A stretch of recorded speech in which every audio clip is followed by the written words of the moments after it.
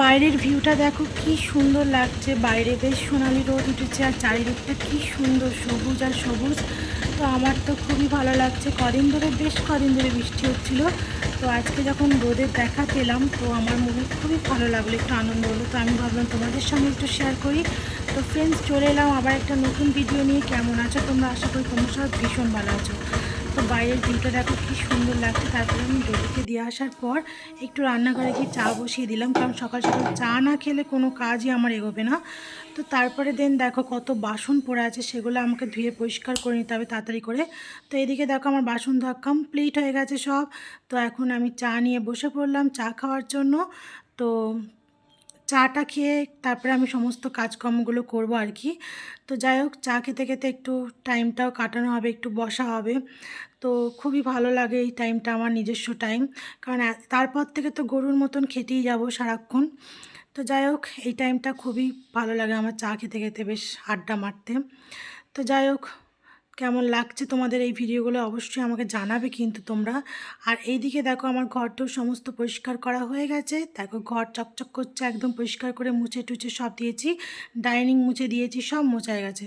তো তারপরে দেখো আমি চলে যাব চান করতে। তো এইদিকে দেখো আমি চান করতে যাওয়ার জন্য রেডি। এখন আমি স্নান টান করে এসে পুজো টুজো করতে হবে, অনেক কাজ আছে। তো চলো চানটা করে আসি। তো এইদিকে দেখো ফাইনালি আমি স্নান টান করে চলে এসেছি। তো এখন আমি করব ব্রেকফাস্ট। তো চান টান করে পুজো করা কমপ্লিট হয়ে গেছে। তো আজকে আমি ব্রেকফাস্টে কি খাবো চলো তোমাদেরকে সেটা একটু দেখিয়ে দিই। তো আজকে আমি ব্রেকফাস্টে খাবো হোয়াইট সস পাস্তা। এদিকে দেখো, তো হোয়াইট সস পাস্তা আমি অনেক দিন ধরেই খাবো খাবো ভাবছিলাম।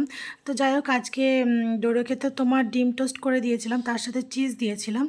তো আজকে আমি মনে করলাম যে না, আমি টোস্ট খাবো না। তো আমার একটু পাস্তা খেতে মন করছিল, তো আমি এই পাস্তাটা পুরোটা খাবো না, অর্ধেকটা আমি খাবো, অর্ধেকটা আমি রেখে দেবো ডোরোর জন্য। তো যাই হোক, আমার তো পাস্তা খেতে খুবই ভালো লাগে। আমার মতন পাস্তা খেতে কে কে পছন্দ করো প্লিজ কমেন্ট করে জানিও। আর এই ভিডিওটা যখন ডোরো দেখবে তখন তো খুবই বলবে যে তুমি একা একা পাস্তা খাচ্ছ। ওই জন্য আমি ভাবলাম যে না, ও ভিডিওটা তো দেখতে পাবেই, তাহলে ওর জন্য আমি একটু পাস্তাটা রেখেই দিই। তো গাইস, ফাইনালি পাস্তাটা খাওয়ার পর আমার এত ভালো লেগেছে কি বলবো। তো খুবই ভালো লাগছিলো, টেস্টটা দারুণ ছিল। তো হোয়াইট সস পাস্তা রেসিপিটা আমি তোমাদের সঙ্গে একদিন নিশ্চয়ই শেয়ার করব। আর অবশ্য পাস্তা রেসিপিটা আমিও ইউটিউব থেকেই শিখেছি। তো যাই হোক, তোমাদের সঙ্গে আমি নিশ্চয়ই শেয়ার করবো। তো তারপরে দেখো আমি ব্রেকফাস্ট খেয়ে রান্না করতে যাব। তো এইদিকে দেখো ভাতটা বসিয়ে দিয়েছি। আজকে আমি বেশি কিছু রান্না করব না, উচ্ছে আলু ভাজা করব আর ডিম আলু সেদ্ধ করে ডিমের ঝোল করব। তো এইদিকে দেখো আমি প্রেসার কুকারে ডিমটা আলুটা সেদ্ধ করতে দিয়ে দিচ্ছি। তো বাস, এইটুকুই ভিডিও। তো আর বেশি বড় ভিডিও করছি না আমি।